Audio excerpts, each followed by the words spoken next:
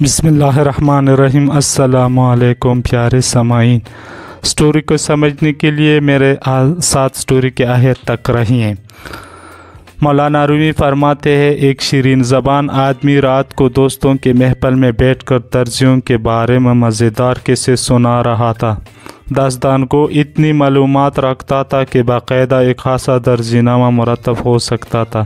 جب اس آدمی نے درزیوں کی چوری اور مکاری سے گاہکوں کا کپڑا غائب کر دینے کی انگیت قصے بیان کر ڈالے، تب سننے والوں میں ملک خطا کا ایک دور جیسے اپنی دانش و ذہانت پر بڑا ناز تھا۔ کہنے لگا، اس علاقے میں سب سے گرو درزی کون سا ہے؟ داستان گو نے کہا، یوں تو ایک سے ایک ماہر فن اس شہر کے گلی کوچوں میں موجود ہے، لیکن فرش نامی درزی بڑا فنکار ہے۔ اس کے کاٹنے کا منتر ہی نہیں، ہاتھ کی صفائی میں ایسا استاد کہ کپڑا تو کپڑا آنکھوں کا کاجل تک چورا لے اور چوری کا پتہ نہ لگنے دے۔ تو کہنے لگا، لگا لو مجھ سے شرط، میں اس کے پاس کپڑا لے کر جاؤں گا اور دیکھوں گا کہ وہ کیوں کر میری آنکھوں میں دھول جھونک کے کپڑا چراتا ہے۔ کپڑا تو درکنار ایک تار بھی غائب نہ کر سکے گا۔ دوستوں نے جب یہ سنا تو کہنے لگے، ارے بھائی، زیادہ جوش میں نہ آ، تجھ سے پہلے بھی بہت سے یہی دعویٰ کرتے آئے ہیں اور اس درویش سے چھوٹ کھا گئے ہیں۔ تو اپنی عقل و حرت پر نہ جا، دھوکہ کھائے گا۔ محمل برخاست ہونے کے بعد ترک اپنے گھر چلا گیا۔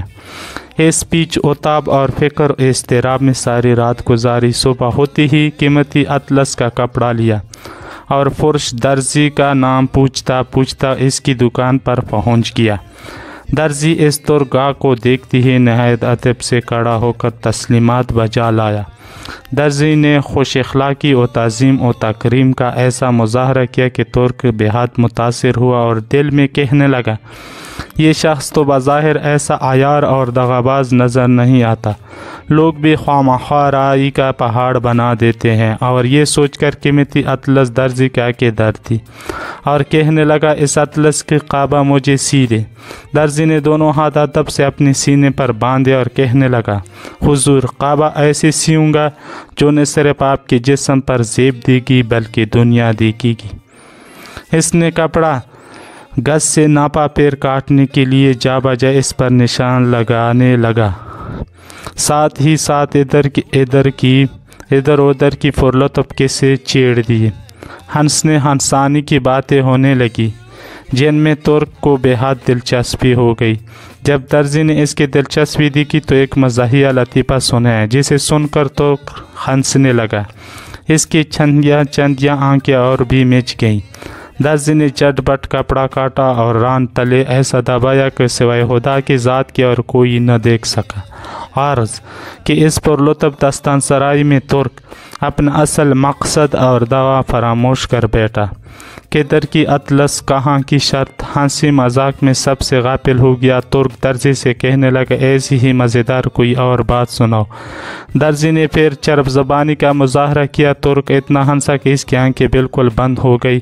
خوش ہو حواس و رخصت عقل و خرد الوداع، اس مرتبہ درزی نے پھر کپڑا کاٹ کر ران تلے دبا لیا۔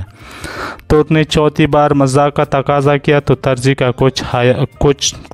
کو کچھ حیا آ گئی اور کہنے لگا، مزید تقاضا نہ کر، اگر ہنسی کی اور بات کہوں گا تو تیری قبا تنگ ہو جائے گی۔ مولانا رومی نصیحت فرماتے ہیں کہ جانتے ہو وہ ترک کون تھا، دغا باز درزی کون تھا، اطلس کیا ہے اور ہنسی مذاق کیا ہے، کینچی کیا ہے اور قبا کیا چیز ہے؟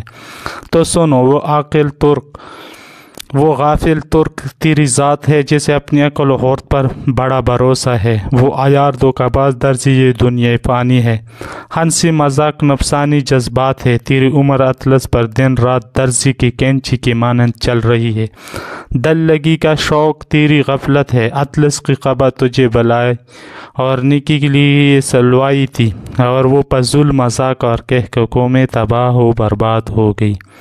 اے عزیز، اپنے ہوش و حواس درست کر، ظاہر کو چھوڑ، باطن کی طرف توجہ کر۔ تیری قیمتی عمر کی اطلس لیل و نہار کی قینچی سے دنیا کا مکار درزی ٹکڑے ٹکڑے کر کے چرانے جا رہا ہے، اور تو ہنسی مذاق میں مشغول ہے۔